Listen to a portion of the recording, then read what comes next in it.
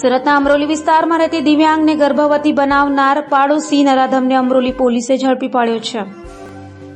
Amroli police પાસેથી મળતી માહિતી મુજબ અમરોલીના છાપરાભાટા શ્રમ વિસ્તારમાં રહેતી પિતા વગરની દિવ્યાંગ યુવતી પર પાડોશીમાં રહેતા એક સંતાનના પિતા એવા નરાધમ પ્રદીપ પટેલે બળાત્કાર કર્યો છે, જેથી દિવ્યાંગ યુવતીને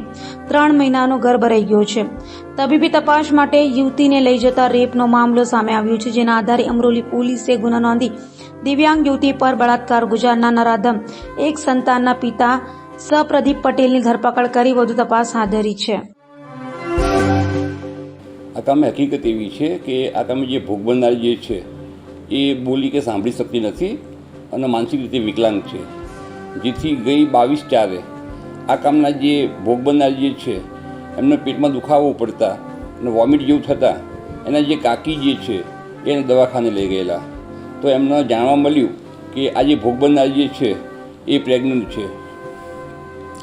જેથી આ કામના ભોગ બનનારનો એના કાકા કાકી પૂછપરછ કરતા તેને કહેલું કે જે આ બાજુમાં એક જે છે પ્રદીપ પટેલ કરીને એ જે છોકરો જે છે એને એની સાથે દુષ્કર્મ કરેલું છે અને એના કારણે એ પ્રેગ્નન્સી થઈ છે. જેથી આ કામના ભોગ બનનારના કાકા જે છે એમને અત્યારે અમરોલી પોસ્ટમાં આવી ફરિયાદ આપતા ફરિયાદ દાખલ કરવામાં આવેલ છે અને આ કામે આરોપીની અટક કરવામાં આવેલ છે.